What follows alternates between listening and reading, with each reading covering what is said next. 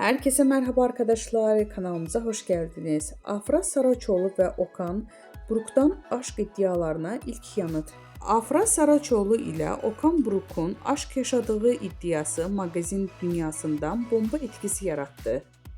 Akşam yemeği ve sosyal medya takibinin söylentilerinden kulaktan kulağa yayılırken Afra Saraçoğlu iddialara res çekti. "Böyle bir şeyden haberim bile yok. Siz uyduruyorsunuz" diyerek söylentilerin fitilini daha başlamadan söndürdü.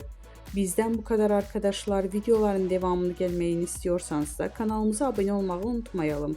Hoşça kalın.